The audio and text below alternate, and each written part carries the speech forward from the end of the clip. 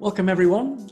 We are here for the IDEA webinar. We'll be focused on video in the context of dating and online social communities today. And we've got an amazing lineup of panelists for you. We've got Geoff Cook.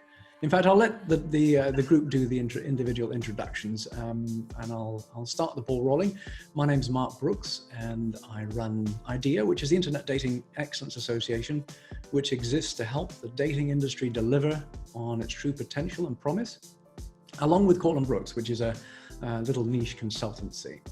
And you can follow the news at opw.news, another endeavor that we run.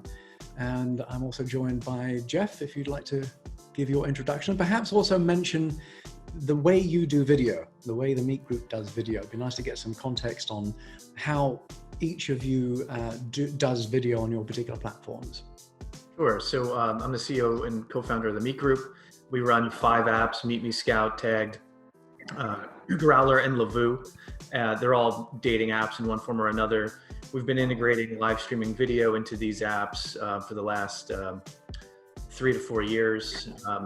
We've seen dramatic increases in video engagement with the pandemic. We have both 2 models of video. One is a broadcast video model, like a one-to-many or few-to-many model, and the other is a one-on-one model. The few-to-many, one-to-many is dramatically more important.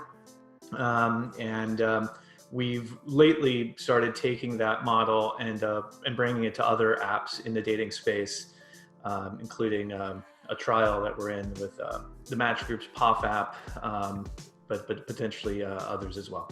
Geoff and Ravi? Hi, I'm Ravi. I'm the former Chief Product Officer at Tinder. And prior to that, I was at Facebook, where I led a team focused on teen engagement. So we were focused on really understanding how young people are using social media, how that was changing over time, and what Facebook needed to do within that space to keep young people engaged. I spent the last few years really thinking about what are the trends with younger users. And video is the biggest trend of them all. The amount of time that Gen Z is spending on video is really significant. When people think about where does Gen Z spend their time, they naturally think of Instagram and Snapchat. But Gen Z spends more than twice the amount of time on YouTube. And if you collectively look at video consumption and video communication on mobile, it accounts for more than 50% of time spent. So video absolutely is the medium for young people's lives. And one of the reasons that I went to Tinder was to help realize that vision for Gen Z. Tinder's been thinking about that in a couple of different dimensions. The most interesting is the launch of Swipe Night, which was in October, which was an interactive video-based entertainment series where people could come in, make choices, and then the choices that they made were reflected on their profiles. And that really taps into video, not just as a communication channel, but also as a channel for entertainment and for connection with other people. Thank you, Ravi. And Christof? Hi guys, my name is Christof Wittig. I'm the founder and CEO of Hornets, which is the world's largest and only gay social network, which allows gay men to connect to their community anytime, anywhere. With 25 million users, we are offering abroad, across the world, access for many people in various locations to express themselves and to find the place where they belong, where they are, accepted the way they are. But also where they can authentically connect with others. That's the main sort of value proposition for us. Video has played a role since 2 years ago. Of course, video is many things.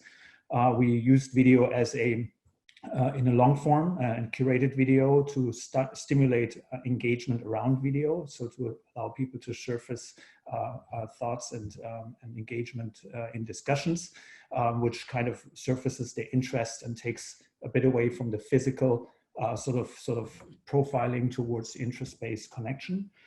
We now are about to launch short story video because obviously, like Ravi said, Generation Z is expressing themselves in video as creators. That is something that's very generationally specific, and they're comfortable doing that. And here, I think the key is getting it right in terms of what content and who is expressing what. rather than just having that functionality.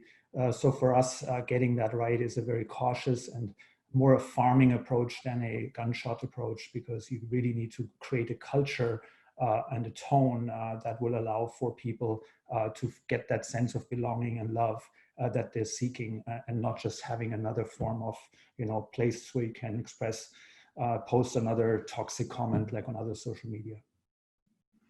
Thank you, Christof. And Sai, coming to us from India. Yeah, so I had the product for matrimony.com. So we are the pioneer and the leader. Bharat Matrimony owns close to 15 product portfolios. And we also have Community Matrimony, which offers close to 300 plus product offerings. At Android, if you look at the range of apps we would be managing would be around 150 to 160. So for each community, for each group that you could think of in India, we do have a service. We are slightly different in terms of the market positioning, because as you know, in India, especially marriage is more of a family phenomenon.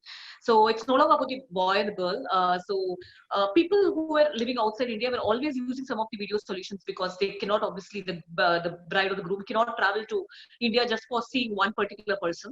So generally they used to deploy all the video tools already, like FaceTime or WhatsApp video, and all those things have been in use pretty much with our audience. But after this COVID-19, what we're seeing is like that trend is now slowly catching up with people who are like in India as well, because now, because of the social distancing and all the restrictions the government has put in terms of interstate travel and stuff like that, people are not very comfortable going out. So they probably are seeking towards some of the solutions which are already there.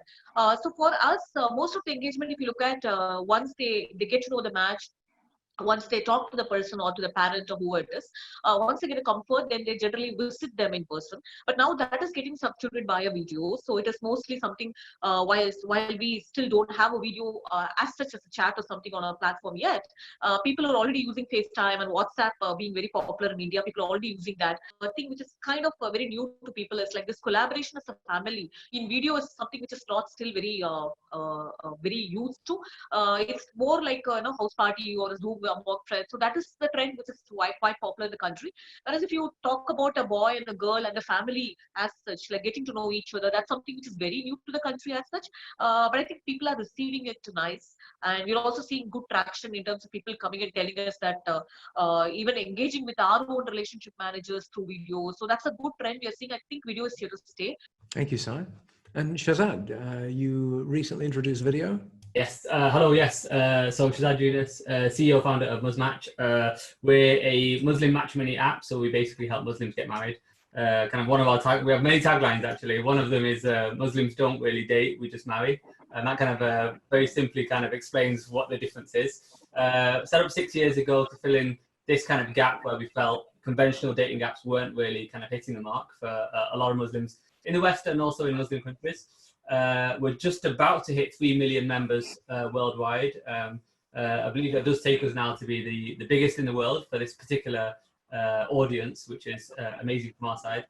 In terms of video, as you said, as soon as lockdown was in effect, so we're based in London, as soon as lockdown was in effect, we actually ramped up in terms of our engineering priority list, video and voice calling. So we blitzed it in about 1.5 months and released it last week. So it's live to, we just kind of, it was big bang, we released it to all of our users at once and thought, let's see what happens. And it's actually been amazing. So one key difference with ours, it's very permission based. So it's not just that you'll match and then all of a sudden you're able to call the other person. You have to request permission from the other person to be able to call them. At any time, either party can decide to opt out of calling with that particular match as well. So we've done it with a lot of control to both parties as standard. But the good thing from our side is every day since we launched video and voice calling has been a much busier day than the previous in terms of volume, or both number of calls as well as duration. So it's been received really well on our side. Thank you, Shahzad. Congratulations. So we're all in the business of meaningful relationships, helping people connect meaningfully. But thinking about video and how that enables us, what would you say is the best way of using video to help people connect? And maybe not the product that you've got right now, perhaps one step forward, but what do you see as being the best way to help people connect meaningfully on video? Geoff? Yeah, so you know, I think you have to step back and say, well, like, why are people coming to these dating apps? And obviously, people are coming for multiple reasons. You know, they may feel lonely, but it all boils down to some form of, you know, they're looking for some form of connection and interaction. Maybe they're looking for someone to meet up with in a week or two. Maybe they're not, but in any event, they're looking for some form of connection. And, you know, they have alternative use of time, right? They could put Netflix on and just be entertained. And so the way we think about video is, how do you get the most users possible engaged in the video, both as viewers or as streamers. You know, we have 4+ million daily active users. That's turned out to be, you know, 1+ million people a day in our video solution. So we take about a quarter of these users and we put them into video. And what we're finding is, you know, dating apps are, even though they're meant to cure loneliness or at least help with it, they're often places where people feel more lonely, because it can be very lonely waiting for chats to come in. Nobody's reacting to you despite your endless swiping. And so what do? And, you know, what we've noticed by putting video in the way we have it, this broadcast video model into the apps, is it becomes more of a hangout, more of a community-oriented hangout. So like, we've always thought of our apps as kind of the mobile version of the bar, the coffee house. This makes it real. You can see the person over there. They're funny, or they're doing something of interest, or you can almost listen in on their conversation. You can chat at them and they'll answer your question. You know, you could buy them a gift, a virtual gift, which is, you know, what we would say is akin to buying a drink at the bar. And so, you know, we really like, you know, live streaming video in this one-to-many, few-to-many context, most of all. And we like it because it turns these dating apps into not just entertainment platforms, but social entertainment platforms where people actually do feel meaningful connections to the people they're meeting. And so, you know, that's where we are. Obviously, we're always working on different other ways. You know, we do a lot with one-on-one video. We're looking at group video, but it's really this one-to-many, few-to-many that's been powerful. Fascinating. Thanks, Geoff. So the bar or coffee house, I like that. That's a good visualization. Ravi, how would you say, you know, putting your Tinder hat on, how do you think the philosophy of Tinder is for video? What do you think is the best way? What do you think Tinder will eventually do to help people connect more meaningfully on video? So Tinder today has announced that they're adding in video chat. And then I talked earlier about Swipe Night, which is more of an interactive video experience. I think as companies think about video, both from a dating standpoint and a social standpoint, it's worth separating it into a few different things. There's 3 different aspects of video that it plays in people's lives. The first one is entertainment or consumption. The second one is creation, and the third one is communication. And each of those different applications of video are meaningful, I think, within dating and social community, but meaningful in different ways. And so the consumption piece, the entertainment piece, is really thinking about how do you make that social consumption more interesting and more socially relevant. And so there's been some interesting work in this space. Netflix added a watch party feature. Facebook has had a watch party feature. The thing that we were really trying to solve for with Tinder and Swipe Night was, when you consume a video, it is by nature a social experience. People watch things, and then you have the water cooler conversations, you know, later in the day or the next day, and it becomes a great facilitator of conversation. And so Swipe Night was really an effort to compress that into one, you know, limited time space where you get everyone online at the same time. You get people going through a really entertaining experience, which they'll then naturally want to talk about afterwards, one-on-one, when they're swiping on each other and going into conversation. So that's an interesting pivot on video, where, you know, it's less about video as communication and more about video as a way to facilitate conversation, and a way to facilitate ways of finding interesting things to talk about and finding commonalities. So that, I think, is an interesting set of things that are happening in the consumption space. And I think there will be more things there that happen, both from a dating standpoint and a social social standpoint, because entertainment is becoming more social. We've seen that first in gaming, and now that's coming into video. The second, I think, interesting area of video is in in the creation space. You know, as Hornet is adding short format stories, Instagram's added stories, Snapchat has stories. I think one of the things that's really true about Gen Z is they are masterful creators with video. So never before have we had a generation that's been so skillful at expressing themselves through video. And there's some advantages to doing that. Anyone can take a really beautiful headshot or a really great portrait, but you can't really see a person in 3 dimensions. You can't get to know a person. So I think the interesting thing about video as a creation tool or as a way to present yourself is, within the dating context in particular, is that before you talk to someone, you can get a more meaningful understanding of who they are and connect with them on a deeper level and decide based on that video-based presentation of themselves, is that someone that you want to connect further with. And the third thing I think is a well-tread topic, which is video communication. So video chat will of course be essential to all forms of communication. I think for Gen Z, video chat has basically replaced text messaging. They're as comfortable with it as millennials were with text messaging. They do it as fluidly. I think now with COVID, we're all getting more familiar with video chat and a lot of the barriers and frictions around communicating with someone via video, which is like, how do I look? Am I in the right place? All of those barriers have sort of been broken down. And I think we'll naturally see that, you know, one of the ways in which social discovery and dating move is that at the end of the day, people move more into video chat than they do into text chat, and that's got, you know, lots of advantages in terms of creating meaningful connections. Thank you, Ravi. Christof. Yeah, so I do agree with all what Geoff and Ravi said. So maybe just an add on to that. I think we in our role is not necessarily only doing the plumbing. So, you know, we see that with the social networks. They say, look, we're just platforms, and what happens on them, we don't take any responsibility. And this is a big discussion going, you know, all the way to the political side of the aisle. What I think is important is what people do on the platform. So of course we want to see more engagement. We want to see it because it makes our business healthier, and engagement seems to be something that people engage. So that sounds positive. But we also know, being in the industry, that engagement is directly proportional to the amount of skin on the surface of the screen. So what type of engagement also matters. So the question is, how do you foster and nurture quality engagement, quality creation, quality entertainment and consumption?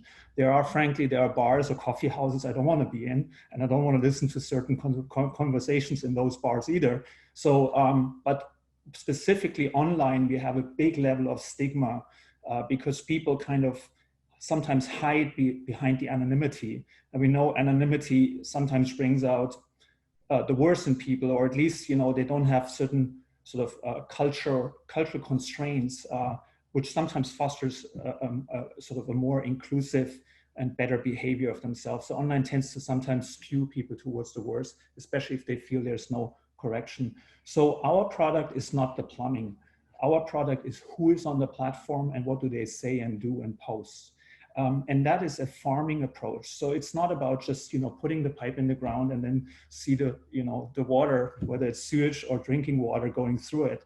And we say, we don't really care, it's up to you. We think about, how do we use influencers? How do we nurture a roster of featured guys and creators that set the tone? How do we police? How do we moderate?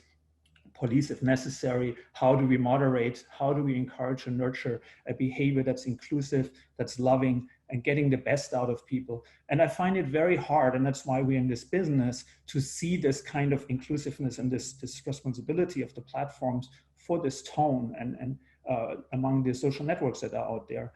We take our clues, for instance, from an app like Strava. If you're an athlete, you know exactly what I'm talking about. It's a platform that is inclusive. You get kudos. I've never, ever had a toxic comment on my workouts, though they're actually embarrassing. But it's something where I feel encouraged, empowered. I look at it and I always feel better and feel that I'm in my better self, even though I'm just a mediocre athlete after using it. And we try to get that same sense of inclusiveness support online that in many cases you get offline, not in all. And that, I think, is a product we own. It's not the plumbing, it's the people, the culture, the tone, and the content they post. And that's a very, very sort of, you know, difficult thing to really build, if you will, because you of course have no full control over it. That's fascinating. Thank you so much. So less the medium, more the culture. That's great insight. Thank you, Christof. Sai, what would you say is the best way to use video to help people connect meaningfully? So I see this as a threefold advantage. The first one, I think this enables deeper connections because text can always be deceptive. We cannot judge how people are just by looking at what they text. And thanks to all these modern apps everywhere, like you have options which are predefined templates, which expresses the person nice, cool, which probably may not be the case always. So the depth in terms of connections, I think, gets better when you have a video because there is a personal connect. You will be able to judge if the person is going to be okay in terms of the body language, in terms of the vibes, whether the wavelength is going to match. If the person is probably somebody who's you're looking at is probably having the sense of humor or the positive attitude that you wanted, or maybe is there going to be a sync. So most of these things can be probably judged to some extent, I think, with the videos. So the depth of the connection, I think, is the first advantage. Second bigger advantage I feel is the comfort. I think when you look at, especially in a country like India, it's just like it's not very easy because you have various people registering, like from tier 3, where like there are remote places where it's not that every town is connected through a flight. So you have to always take a train overnight or catch connecting buses. It's not very easy. As such, if you have to go and probably visit someone, and not that every place is going to have all the comfort or hotels or those kind of infra which probably will enable those kind of meetings. So video in some sense takes away all those problems from the comfort of sitting at the home. The person can choose how to schedule and have a conversation, and they can probably do it with their family, or they can do one-on-one or whatever. So we are saving lots of time in commute, and especially I think in general for India, it's like a boon. And especially in the COVID-19 situation, I think this is definitely something which is going to be sought after by users. The third bigger advantage I see, especially from the aspect of women, is that I think the safety. So especially if there is a self-created women profile, and if she has to go and probably meet someone, it's not going to be very easy, especially when in the matrimony context, suddenly going and getting to some place where she's not probably much aware of, and trying to meet someone who is probably a stranger. So there will always be lots of questions in her mind about safety, whether it's okay, should I do it, should I not do it. So I think video probably takes away that fear. It gives some kind of a freedom to women, probably it liberates because the initial few conversations, you can get the comfort and you can always choose either you want to go and meet that person, or you want to let go because you think that person is probably not going to be suitable. So I think in short, deeper connections, comfort and safety, these are the three advantages that I see from video. So video is not easy, and you've all been through certain challenges with putting in video on your platforms. What would you say are some of the biggest, more demanding challenges in getting video right on your platforms, Geoff? Sure. So, you know, we've actually been on an interesting journey for video. Video and dating has kind of interested me for a while. I've been in the space for 15 years. We launched a web version of video meets kind of casual gaming. I don't know, 2008, 2009. We launched kind of a Tinder meets Vine sort of product called Charm, kind of short looping video back in 2012 or 13. And these previous failures of video, at least indicated to us that, you know, video is high friction, right? Like the creating a video content is difficult. Many people don't want to do it. That's even still true today. And so for our most recent foray, which has worked significantly, we basically realized that, you know, every one creator of content is going to entertain or engage 10 other people. And that's going to be why, you know, it works on the platform, because, you know, not everybody has to be the creator. You know, some people could be the entertained, but they're not just being entertained, which I think is the key point. Like there's communication via the real-time chat. There's communication via the guest box where people can queue up to be. And where we've, you know, one of the challenges I think we've had is how do you create these structures to marry, you know, dating on top of live streaming video? And so one of the things we've been very focused on for now more than a year is turning allowing everybody to be the star of their own little like mini dating show. And we launched features like next date. People can queue up to date the streamer gets to pick next or date on each one.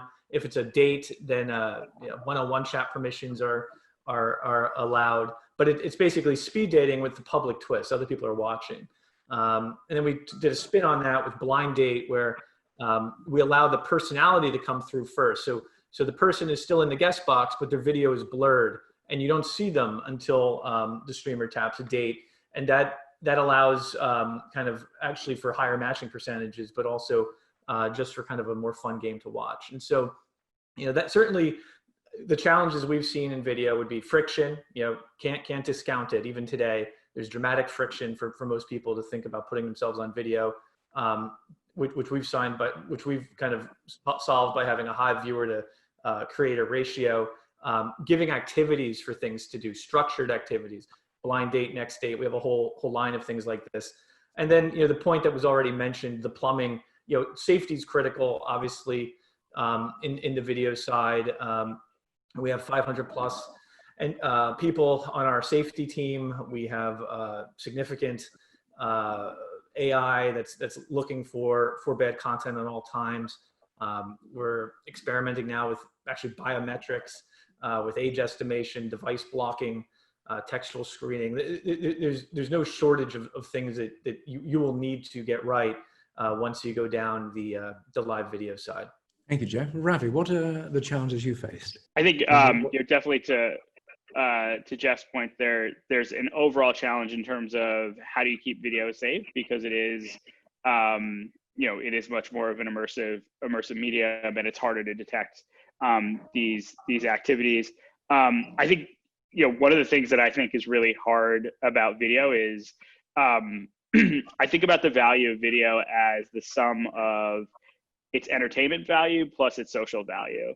And there's multiple points along that efficient frontier where you can get to product market fit. So the video on Netflix is incredibly entertaining, super high production value, and has little social value. And so it really lives based on the entertainment value of the content.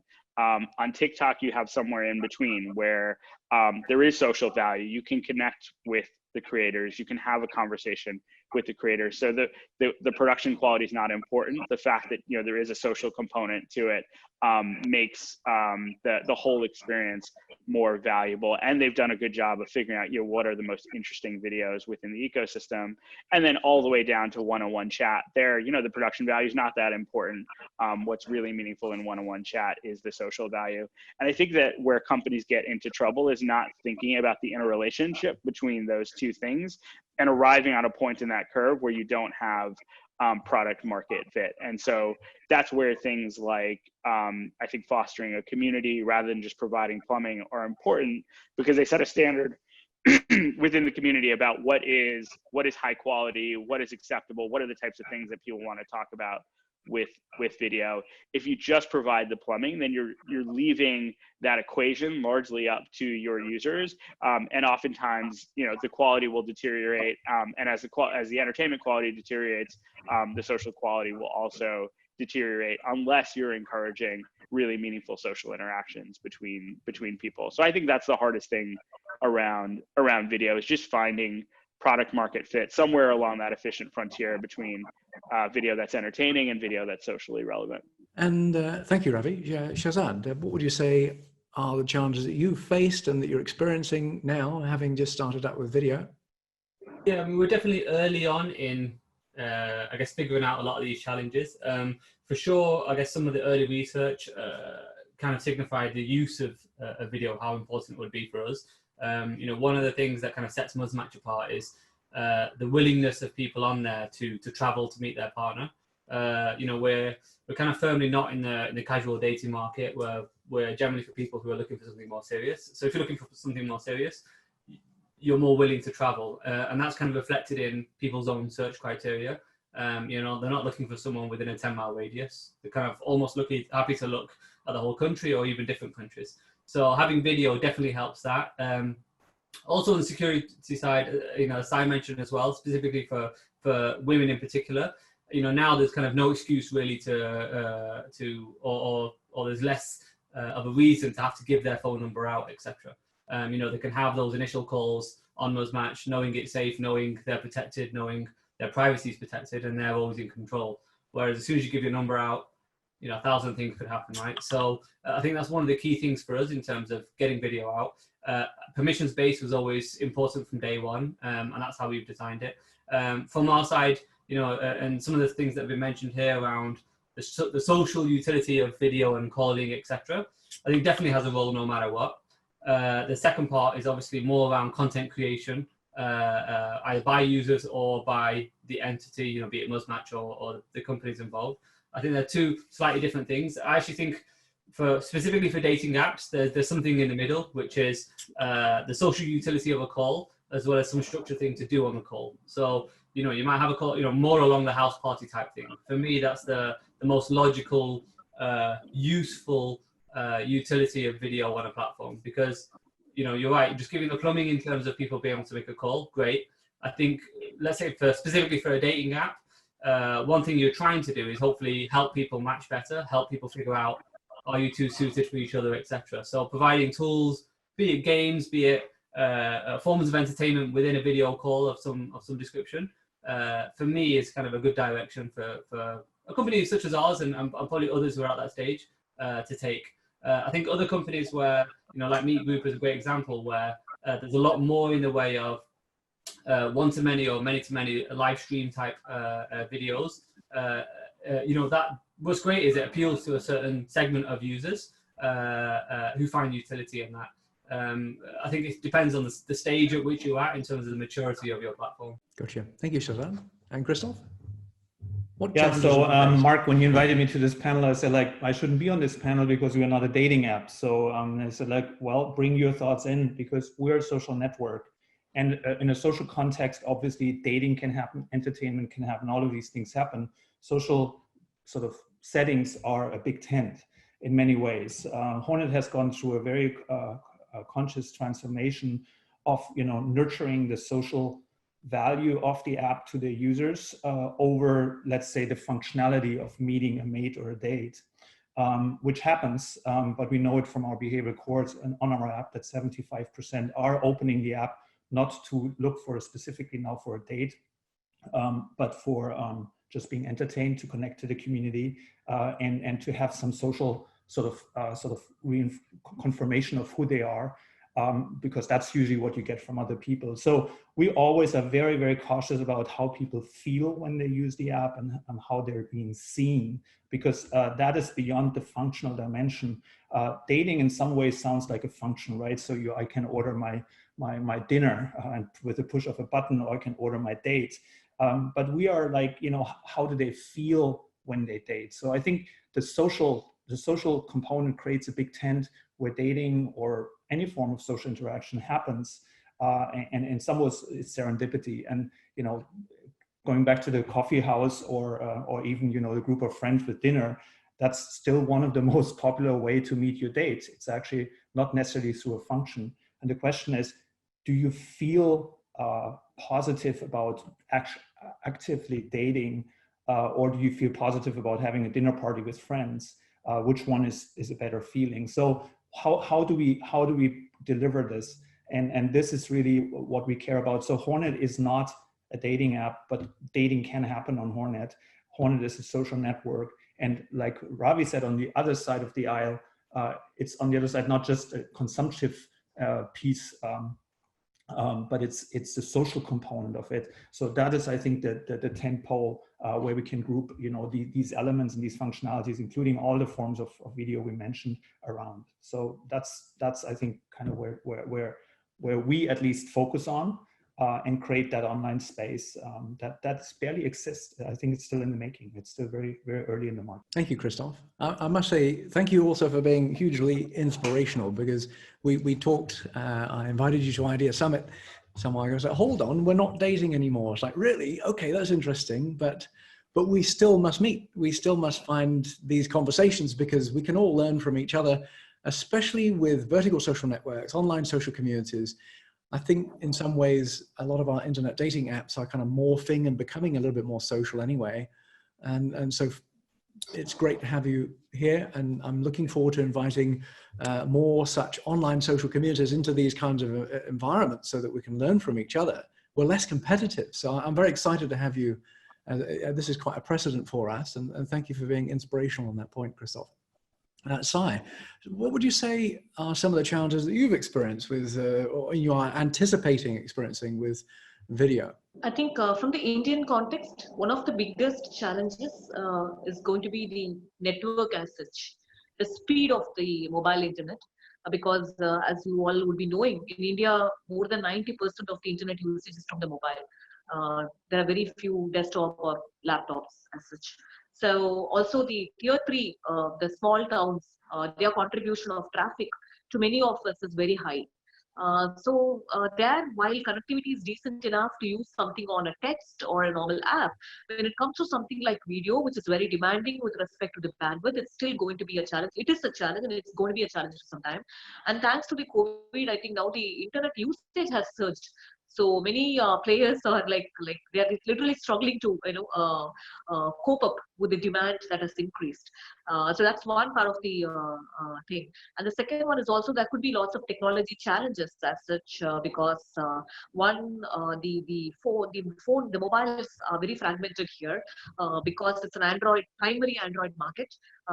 Close to 86-90% of the usage is from Android. So you have so many devices, thousands of devices which are there in the market, and everything has its own spec. So it's not going to be very easy for people to get started because of the challenges in the fragmentation of the device as such. And also I think in general, if you look at people who are slightly older audience, like not everyone, while thanks to TikTok kind of apps which are really like changing the behavior in India, but still that generation is still the younger generation. If you look at the millennials or the people who are really getting married, so that generation is still somebody like who's more serious. And when it comes to marriage, I think there are some people become very camera conscious.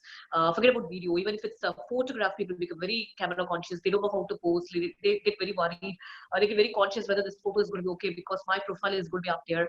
Oh, this is how somebody's going to see me and judge me. So is it okay? So that kind of apprehensions do come. So when it comes to video, I think it's even more complicated because people become very conscious when it's on camera, and especially when they are going to be talking to their prospects, it's not going to be easy because they have to create a first impression there, and they probably will be more nervous, tensed. So I think that's the next bigger challenge. The last one, but probably one of the largest challenges as well, which I see is in India, especially when you talk about matchmaking, except the initial conversation, which mostly happens through, say, a phone call or some text or something. Generally, the entire matchmaking experience after a point goes offline. It doesn't happen end to end in any platform like us. What happens is people, as a family, they visit each other. They try to understand the family circumstances. They try to understand in what kind of environment the person is, where the person works, like how settled they are. This is basically one of the comfort element that helps people to move ahead with their lives. So all those things, if you are going to take out of the equation for some time and going to ask them to connect through video, so that is probably going to take some time. So at the society level, for them to get used to, because this is something, a norm that has been there for generations that they're trying to change. But I'm sure like how other things changed, like mobile internet took over, so many other things happened, like OTT took over in India. I think this is also going to happen. Probably this is the time it's going to start flourishing. Maybe the years to come, this might get better. So the initial challenges are going to be more on these. Thank you, Sai. So we've talked about how to use video to help people connect meaningfully. We've talked about some of the challenges of putting video in the dating context, but let's talk about the future now. Let's talk about what you think will happen in the future for video in the context of dating and online social communities. What do you think your members will really want in the future from video? How do you think it's going to evolve over the next few years? And maybe talk about augmented reality even. I mean, that gets really strange when we start thinking about augmented reality. Where is it going to land in 2-3 years, do you think? Geoff? Sure. So I think during the pandemic, and obviously ever since, I would say, early March, we have seen video kind of grow dramatically, 40+%. But increasingly as video is a replacement for social interaction, right? So video, people, instead of maybe meeting up, are getting their socialization via video. I think post-pandemic, we'll increasingly see video as a filter for the dating interactions, the real life interactions that they may want to have. So, I think the virus is likely to be with us for some time. People say every meeting is a potential exposure. Every meeting you might have on a dating app, but then as people start to date again, and people are starting to date again, we see society opening across the world. Really, people will continue to have, I think, some form of some virus concerns. And, someone who might have gone to meet you at the nearest bar after swiping right, a couple hours ago, they might be less willing. Now they might want to see you on video first. And that's kind of what I mean, like video as a filter rather than necessarily as social interactions. They might want to be distant from you if they do connect with you so that they can assess if you're coughing or sick. And my sense is the more shallow the app, the more shallow the expressions of engagement, the more it will be impacted on the other side of the pandemic. I think people want in video some connection with someone meaningful to them. If I'm thinking to the question, like what is the future? People want, we want to be that bar or the coffee house, but we want to be that bar or the coffee house for you. So the neighborhood bar to the person looking for that, the sports bar to the person looking for that, the high-end cocktail bar, if that's what you're into.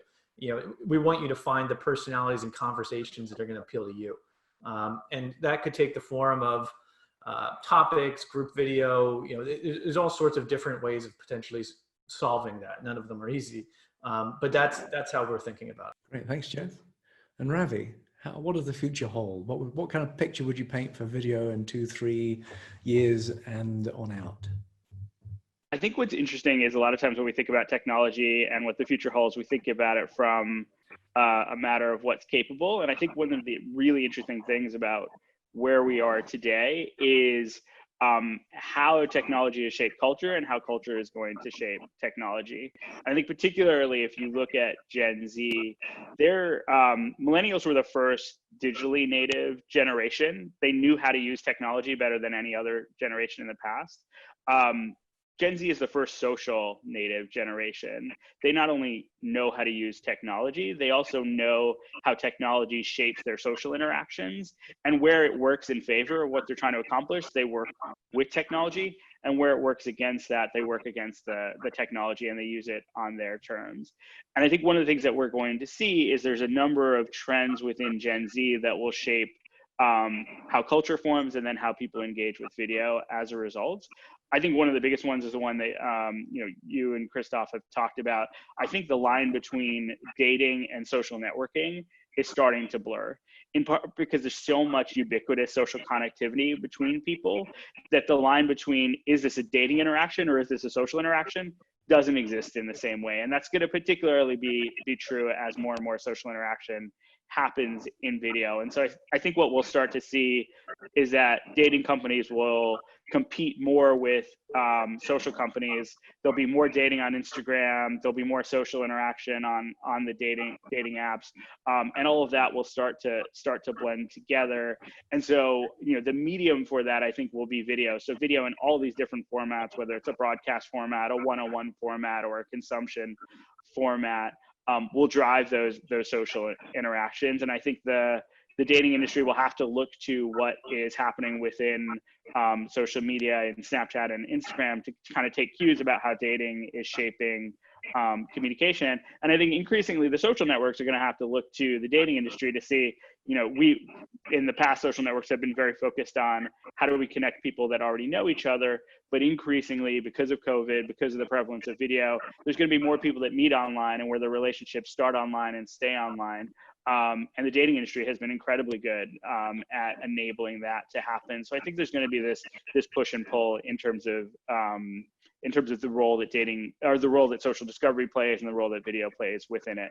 So overall, I think video is going to become more ubiquitous. It's going to become more real time. People are going to get more okay with creating it. They're going to get more comfortable with creating it. They're going to expect it as part of the process of getting to know someone, is to get to know them over video. And the canary in the coal mine for all of that will be the way in which Gen Z is using video, both in the dating context and to socialize more generally. Fascinating. Thank you so much, Ravi. And Shahzad, what's the future hold? I think I remember reading an article about the use of video, Zoom, that kind of stuff. We're on a Zoom call right now, and what's missing in such videos, particularly all the kind of body signals that you give off, those subconscious kind of signals that you give off, which are a lot harder to read on video. And I think especially in the dating context, when you're having a video call with someone, trying to gauge how they're feeling, trying to read somebody else's kind of body signals, etc. A lot harder. That ability to kind of look someone in the eye and get that vibe about someone on video is definitely harder than in real life. So for me, I think definitely some of the future things that I think video will solve in some form, and be it some elements of augmented reality or some other, who knows, I'm not able to imagine what it'll be, but some other ability to read and gauge those kind of bodily signals. Because, here on a video call, it's kind of from here upwards, that's all you're seeing. You're not seeing the I don't know, the panic in someone's toes type of thing. It's quite different. I think that's the key when you're trying to get to know someone. Let's say if it's on a dating perspective, where it's a total stranger and you're having that very first video call, you might judge it totally on, can I hold a conversation with this stranger on video and it not to be awkward, which is fine. That's probably 90% of it. But the other 10%, after you meet someone in person, is did I like being around them? Did I get a good vibe about them? It's all that kind of stuff which on a screen is very, very hard to capture. So for me, I think definitely the future of video, and not just for dating, I even think for things like business calls, etc., is being able to get some idea of what that feeling is, how to capture it and express it in some way. I don't know how that's done, but I think that's definitely a nice, difficult challenge for someone to figure out. Thank you, Shahzad. Christof. Yeah, so I can really second what what the other speakers said, but I think it's not that we're competing on or innovating necessarily on the newest shiny toy. It is which kind of has marginal benefits if the underlying value proposition either isn't served or broken. We all know that there is a big disruption happening in social networking, which is the biggest tech industry in the world.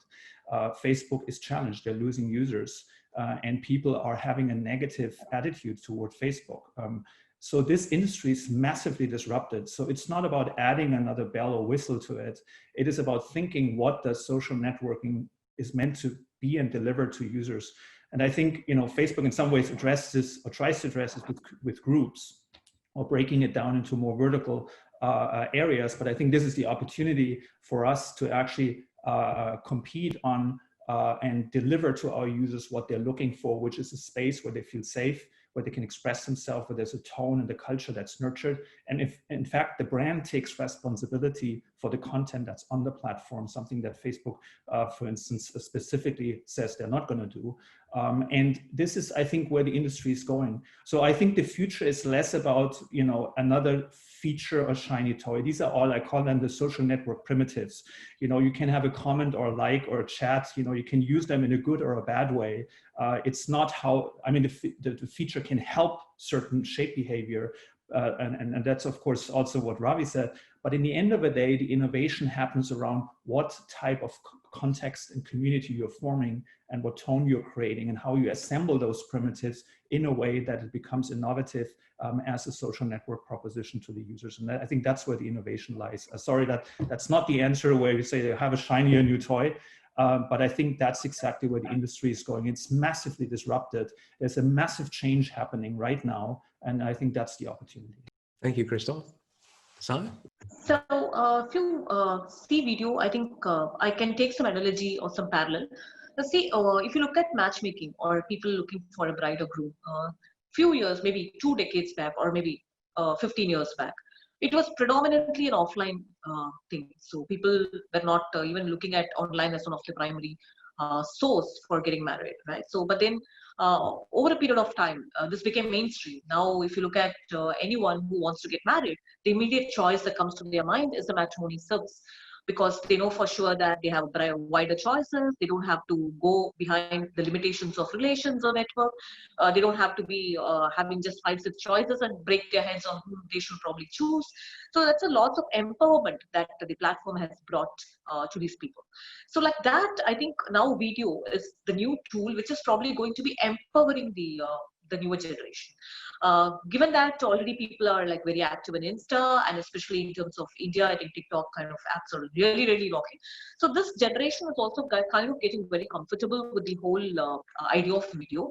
So I think slowly this is going to get mainstream. And once people start realizing how to apply video as a tool for matchmaking in terms of collaborating, doing the same thing that they do offline with their families, trying to figure out how to present themselves, how it saves time and how it provides them the security, the safety net, how it saves their commuting, how it saves their effort in terms of going somewhere and figuring out that the person is not going to be okay, rather like how do I sit at the comfort of my home and I feel comfy, and at the same time I'm able to decide through a video. I think these advantages, actually they are more than the downsides that anyone could think of.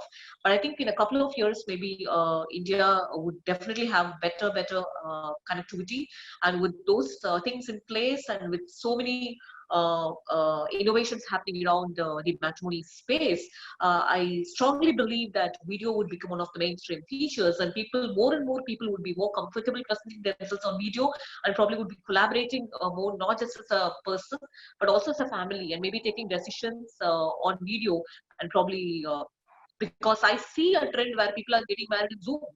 So if that's the case, like finding a match through a matrimony app, through a video interaction, I think it's also going to be here, and it's going to stay, and probably it's going to be mainstream few years down the line. That's my take. Fascinating. Thank you, Sai. I think as we consider the arc of our industries, the internet dating and online social communities industries, the arc is largely driven by media shifts. And a big media shift, of course, was to mobile. And some made it, some didn't, and some came through and stole some thunder, right? With this incredible media shift towards mobile. But that didn't take that long, 15 years ago, really, there was a company called WebDate, and they introduced the first downloadable app that was half decent, but the infrastructure wasn't there. It was another really 5 years before it became interesting. So look, okay, we went through this mobile period where you're either on mobile or you're left by the wayside. And I think we're entering the video era at this stage. There's no question of it. Simply because the utility is there for users. It models the real world better, it's safer, it's the new standard that everybody will require on our platforms. I gotta say though, there's another era which I would predict, and that is, I think we're gonna skip virtual reality. I just don't think that's that interesting, but I implore you to try on a Microsoft HoloLens, because I predict that will be the next media shift. 5 years out. It's going to take a while. It's going to take another 2 versions of Microsoft and Apple to start introducing it, but I think that's going to really have an impact on us when it comes to video.